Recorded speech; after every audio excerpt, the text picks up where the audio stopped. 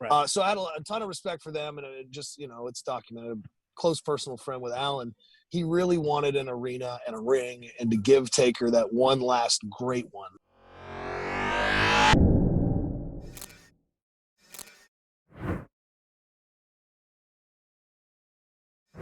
We were actually able to speak to AJ Styles on here about the Boneyard match.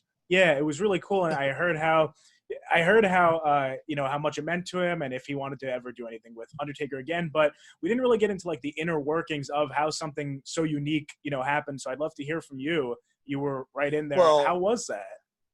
First of all, when I hang up the phone, I'm going to call AJ and tell him he needs to mail me my damn Slammy, because I heard that the match got a Slammy. Yeah.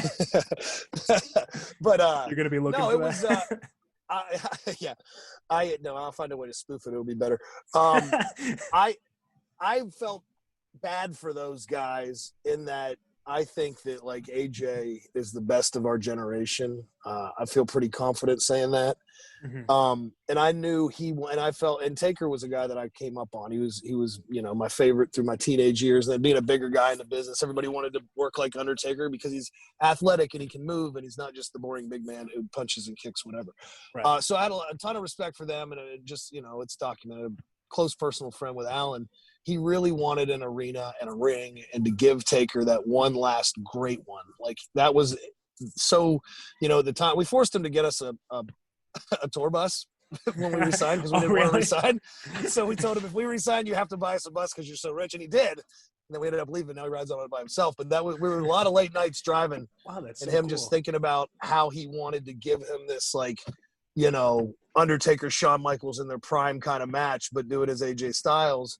And it was really important for him. And he called Taker and asked Taker if he could pitch the match to Vince, and Taker gave him his blessings. It was a big deal. Mm-hmm. Everybody was really disappointed when we figured out that it had to be this cinematic thing. And we didn't know what it was going to be. We go out a day or two before we film it. We look at it. And I mean, they have some special effects guys roaming around, but it's a freaking field with a shed. And I'm like, oh God, what are we going to do with this? And I think we shot for 12 hours or something. Those cinematic matches are fucking crazy. Yeah. I did the swamp match with Bray and Braun.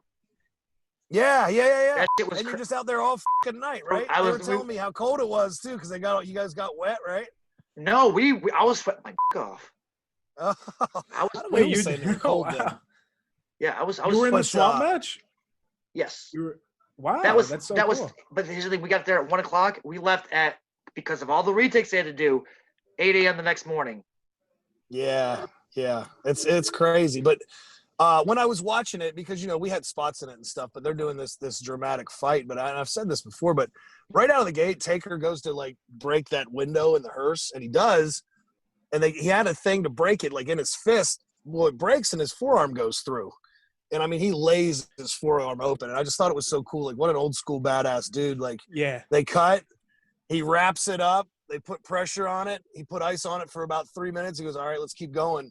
And I mean, we had to keep stopping all night because his arms just laid open, but he didn't want to stop and get stitched or anything. He wanted to keep going, so it made it take a little bit longer. But as I was watching it, I'm going, oh, this is going to be cool. This is the way that it was shot and stuff. It's going to be cool. And like, I mean, Taker's what? Almost 60 years old now, so there wasn't a lot of retakes in that one. It was like, all right, here I go, let's go, get it now, and they were going, and it was one of the best brawls I've ever seen. I thought it was well done. It was a tedious task, and gave him a bottle of Jack Daniels after it was over, and never saw him again. Did. So that's it. Yeah, that's how it happens. Yeah.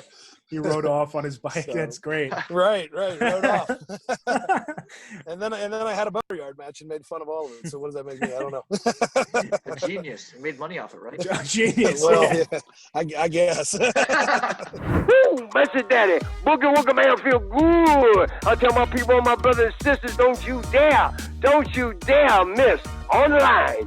Rewind, recap, relive. Oh yeah.